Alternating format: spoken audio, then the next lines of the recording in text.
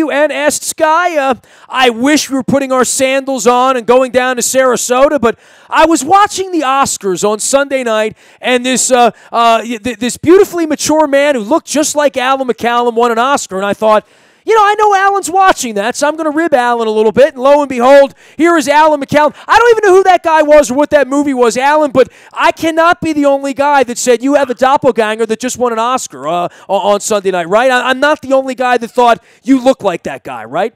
That was Jordan Peele from previously from the Keel and Peele comedy group, and he had won the Best Original Screenplay for Get Out.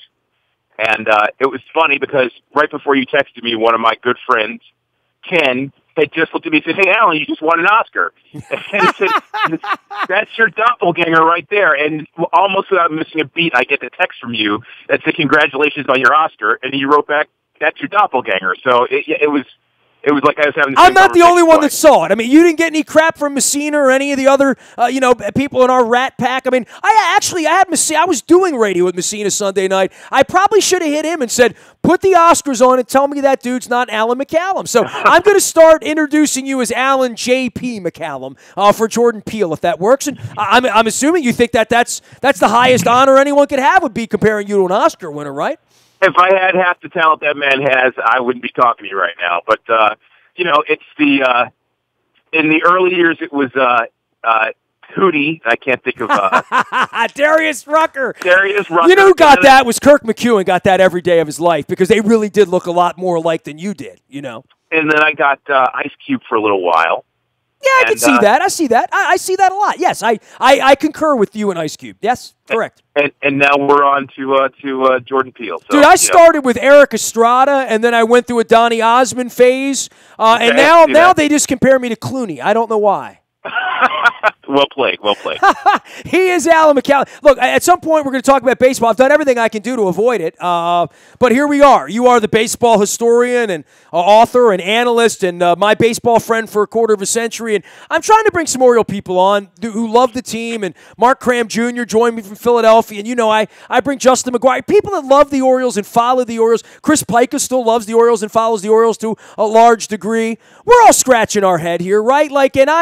I mean, they have not done much to improve, and I think that since the last time you and I chatted, we've signed Cashner, and now we're going to go down this Nestor Cortez, and I'm just pulling for Nestor Cortez. As long as he makes the team, I'm going to feel good about opening day, Al. I can see that. Yeah, look, Cashner and Tillman have joined the fold. Tillman rejoining the fold. They re-signed Pedro Alvarez. They signed Colby Rasmus since we last spoke. Which we've laughed at. I mean, every one of these signings, Luke and I are like, okay, yeah, sure. Rasmus is going to have 400 at-bats and hit 284. Sure he will. I don't believe that for a minute. I mean, I advocated for Pedro Alvarez getting a shot with this team all last year as opposed to re-signing Mark Trumbo. I believe that he would have been a much better cleanup hitter for them. He hasn't played in the major leagues essentially for a year and played sparingly the year before. So I don't know what he can do now. Colby Rasmus is a major league player, but they seem obsessed with guys that strike out 200 times, can hit 20 to 25 home runs, and will be in the 240s or 250s. They're not obsessed with it. That's just all that's available, and that has come. It's so cheap now. It's in their price You range. can sign Pedro Alvarez and let him play third base and kick the ball around 28 times, and you could say, well, if Beckham goes down, at least we have a third baseman that we're not paying anything to, and we'll look up, and he'll be batting .219, but he'll have 23 home runs, and especially if you get the right matchups for him. Hitting 20 home runs doesn't mean anything anymore. It has no financial value to anyone. Quite frankly, it's sort of, if you play 80 games at Camden Yards and can't hit 20 home runs, there's something wrong with you. I mean, it doesn't take that much to hit 20 home runs at Camden Yards. I'm not saying that as an average person, but as a major league player, it's a home run haven. I mean, they signed Danny Valencia, who I can see making the team and serving a role. He's not going to be a stellar defensive player at any of the positions he can play, which are the corners, third, first, left, and right. But for a team that is as right-handed as they are and has struggled so mightily in the last couple of years against left-handed pitching, he is a left-handed hitting, he's a right-handed hitting specialist against left-handed pitching. So, I mean, I can certainly see the role that they're trying to put him into. Look, they have pieces, and they all have pieces that if you look at them, you can. The last time we spoke, I talked about making the case for how they can win, and I guess everything right now is about we're trying to create an argument that, like, if all of these things go well, we can win. Well, how they win is they hit a lot of home runs and don't pitch so badly that Chris Tillman doesn't have an 8 ERA. He has 4.9 ERA and is serviceable for 5 innings every 5th day. I mean, that model is how they've made the playoffs by and large, and then lucking into a Gonzalez and a Chen and a younger version of Tillman. And but Bundy and Gausman are kind of sort of everything, right? Like, they have to be really, really good for this team to win 80 games, I think. They have to be legitimately ready to carry the team as the number 1 and number 2 starters. Period. I'm not buying that, by the way. You're not going to sell me that. Nor should you. Nor would I try. The only other scenario is that Chris Tillman is completely healthy and regains the form from the years prior to 2017 or from 2016 prior to his injury, for that matter. I mean, that's the form that he needs to regain. And is it impossible? No, but it's certainly not likely. And as you said with Colby Rasmus, none of the scenarios that they're creating seem likely. There are, and as you said, I mean, the reason they keep getting the kind of strike out a lot, hits 20 home run guys is because they don't cost that much, because what is sought out and favored right now in the game are guys that are high on base. I won't say low strikeouts, because strikeouts are sort of irrelevant for a lot of people at this point, but guys that are going to get on base and have as quality a bat as possible. And I said this to you last year, I'll say it to you now. Look at all of your smorgasbord of players on the team.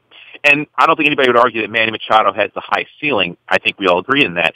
But if I asked you on a regular basis, who is the one most likely to give you a good at-bat every time he goes up? The answer in my mind is Trey Mancini, and last year he was a rookie. This year he's a second-year guy, and amidst the number of veterans, all of having merit. Scope certainly had a great year and has merit. Machado is a generational player. Chris Davis is a guy who's had huge years. Same thing as Mark Trumbo. I mean, they're guys up and down the line. Tim Beckham, number 1 draft pick. I mean, they're guys up and down the lineup that you would look to in hopes of answering that question. But the reality is, the player most likely in the lineup every day to give you a good at bat on a regular basis is Trey Mancini, and that's why the offense can go so completely cold, because there's so many swings and misses in that lineup without seemingly having a plan when they go to the plate. And in terms of the pitching staff, you're right. I mean, as good as Gausman and Bundy have potential to be, and that potential is there. That's real. It's hard to imagine them being ready right now. I mean, based on what we've seen, Gausman, because we've not seen him have 2 quality halves yet in his career in a season, and Bundy because he hasn't been able to take the ball every 5th day. And those 2 things are required to carry a team from the number 1 and the number 2 spots in the rotation. Cashner is a serviceable pitcher. I mean, I'm happy that they signed him. He's a major league pitcher. I would say that. Now, what kind of major league pitcher in this ballpark, in this division? Not the kind that's going to have a 3.40 ERA, given the way he pitches, the style he's pitched, and quite frankly, pitching at Camden Yards, which is going to be a whole lot different than those warm nights in Texas. So Texas is certainly a hitter's ballpark as well. And for as much as I knock on Duquette, I've said this to you before, when he goes and gets legitimate major league starters, he tends to go to find pitchers that have pitched in hitters' ballparks. So, yes, Camden Yards, in my opinion, is a harder place to pitch than Texas, but he's had that experience. Now, facing the kind of lineups he's going to face, that's a totally different story. If he's on the back end of the rotation, I don't know that he needs to pitch to a 3-4, but he needs to pitch to a 4. And if he can do that and give you 175, 180 innings, that's about what you should expect from him. Certainly better than Ubaldo. Certainly better than Wade Miley. So, I mean, I think it's a good sign. I think it could help this team. And I wouldn't go as far as to say that I'm excited, but I'm certainly not of the here we go again mentality. That's a good move. What will make it a better move is to spend real money on an Alex Cobb or maybe not so much Lance Lynn, but and I know they're not going to go spend money on Jake Arrieta, but a legitimate number one starter who can push Bundy and Gausman and Cashner and Tillman down further into the rotation, move the couple of the young guys they're looking to count on to help anchor the rotation into a long relief role in the bullpen, one or two, which they're going to need without Britton, as everybody else has to move further down, either into a closer or setup position. They need to answer those questions and find those spots. And we, as you said, we've seen that work. If they have someone, Tillman wasn't a number one, but he played one on TV and did a pretty decent job at it for a few years, right?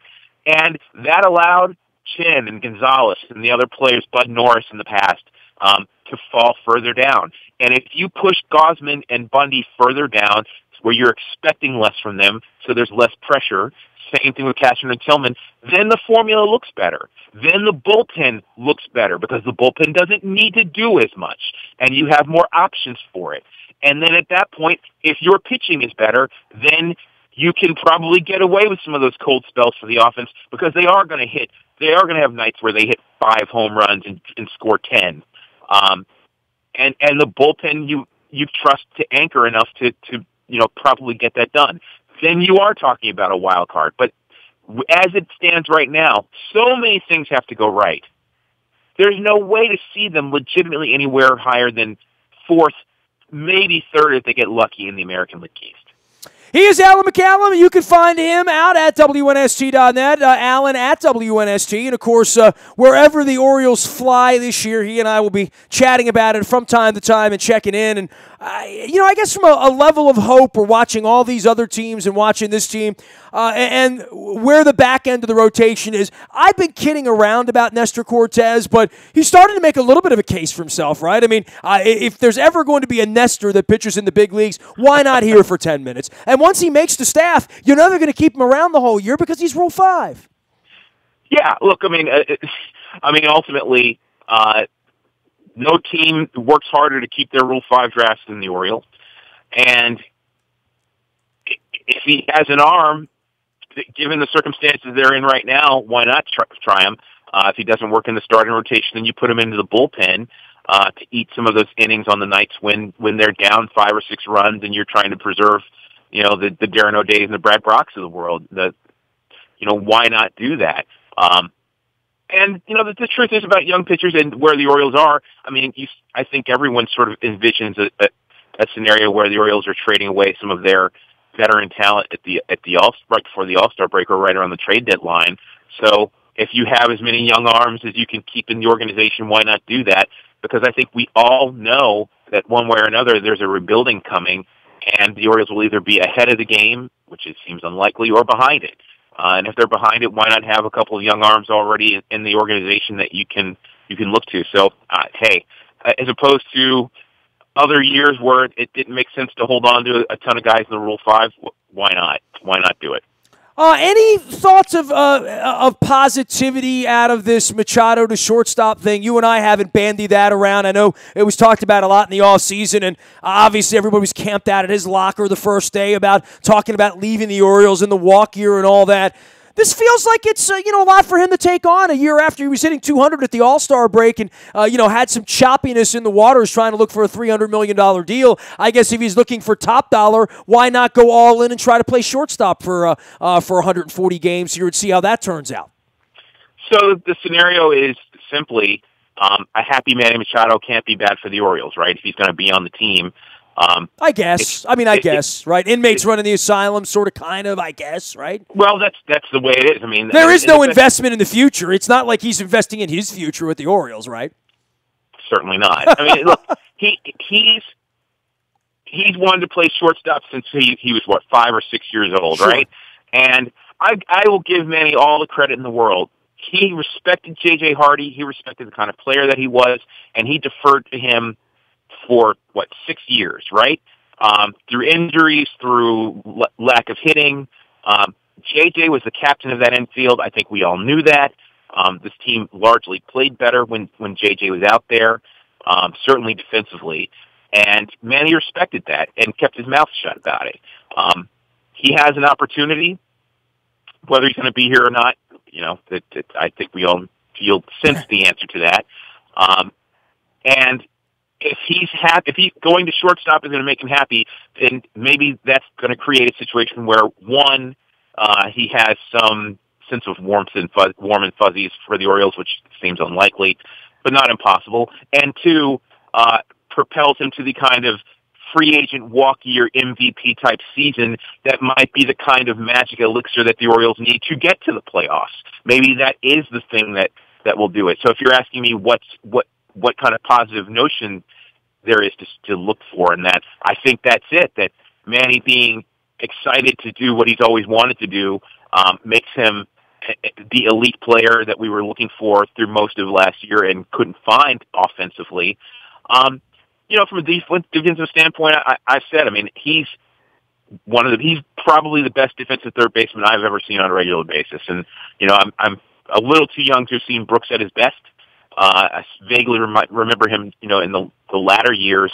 So I don't have that to latch onto except for the highlights that we've all seen. But Manny is the best I've ever seen. Arenado is fantastic in the National League, but he doesn't have the arm Manny has. So, you're losing that, and that's a problem. I don't think Manny's going to be a bad shortstop. I don't know that he's going to be a Gold Glove shortstop. I kind of doubt it. But I don't doubt that he can handle the position. I think that you're going to lose something on the left side of the infield because you don't have, the veteran savvy of J.J. Hardy, and we all know Manny has a tendency towards brain farts at times, and I think that'll happen, having not played this position consistently for 6 years, certainly early on. And you're going to lose a ton at third base. I think we all know that. So from the full scope of the infield, it's hard to imagine how this team's going to be better defensively than it was with a healthy JJ and Manny on the left side. But in terms of Manny being a player that can make a difference on the field, I think what you're setting up for with him in his walk year and going to the position that he's loved and has always wanted to play is a player that can be, if he has a bad year this year offensively, it's all on him. He becomes affordable then. Yeah. If he has a bad year based on all of that, then it's all on him. And then maybe the Orioles can sign him because we're watching dramatically right now players not getting the money they think they're worth out on the open market. Both from the pitching and offensive side of the game. He is Alan McCallum. He has been our friend and Oriole historian for many, many moons now, going on a quarter of a century. You can find him out at WNST.net as well as anywhere. Is your rock and roll band getting back out on the road? What are you doing here this spring? It's funny you asked me that. There is, after a while of being on hiatus. Long-term hiatus. That's what we call it. There is a sliver of possibility that DM Spencer may be spinning tunes around the area sometime in the next 6 to 12 months. I will be on the lookout for all things E.M. Spencer, as well as you, as we get up on opening day. You going to opening day, Alan, or you bagging opening day this year?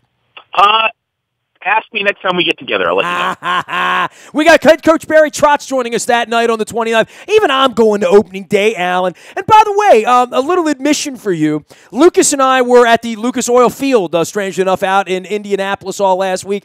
And, I said to him, I'm like, where's the All-Star game this year? He's like, this is the D.C. year, right? I'm like, well, let's look it up. And I looked it up, and I thought, I've told my wife for 15 years I'd take her to an All-Star game. This is probably the year I'm going to go to an All-Star game because I can get in my car and drive and go and come home. So there is the thought that I'm going to try to go to the All-Star game in D.C. this year. You know what? I have a possibility of doing that as well. So I'm going to work on that. That'd be a lot of fun. Yeah, it would be a lot more fun if it were in Baltimore, but it's not. And we'll get into that next time we get together. How about that? We'll talk about Peter Angelos next time here on the program. How about that? Sounds good. We've been doing that only for a quarter of a century. He is Alan McCallum. You can find me and all of our work out in the buyatoyota.com audio vault 24 hours a day from anywhere in the world on your mobile device by downloading the TuneIn Radio app. We do come in crystal clear from wherever you happen to be. Don't forget, Howard Bank is with us now, a relentless commitment to be the best at everything they do. Branches throughout Baltimore, probably one on the corner down from you. You can find them at howardbank.com, and they are expanding this year. As you know, speaking of expanding, there's Royal Farms everywhere. That's why it's real fresh, real fast, and that's because it's close to you. Tasty coffee, the best chicken, those delicious Western fries, and of course, if you're pumping gas there, which I do and have been doing for a number of years now, at least a decade, get that downloaded app, and you get the points, and then you get the fried chicken and the Western fries and gas free when you download the app. So make sure you're getting your points on the ROFO app and pick it up. Don't forget as well, the Maryland Jockey Club now sponsoring us, and the Laurel entries out on the front of the website at WNST.net, as well as the front of our morning newspaper, which is delivered to your email inbox each and every morning and powered up by Planet Fitness. Last but never least, when there is breaking news, whenever the Orioles deal Manny Machado, I'm sure it'll be July 31st, right around 3:55 p.m., I'm making that up. You'll get that first on the WNST text service. That is all brought to you by Coons Ford of Security Boulevard. Dennis Colazzos will be here on Thursday from 3 until 5, getting you ready for the weekend and for March Madness and bracketology and the Combine wrap-up and all of that good stuff.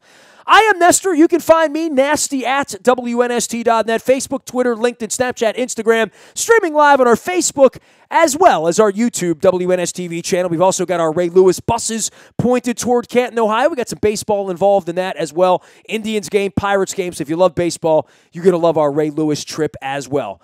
Throw me a note. Throw me a bone. We'll take you to Ohio with us for a long weekend, maybe even some fake football against the Bears. I am Nestor. We are WNST.net, AM 1570, and WNST Towson, Baltimore, and we never stop talking Baltimore sports.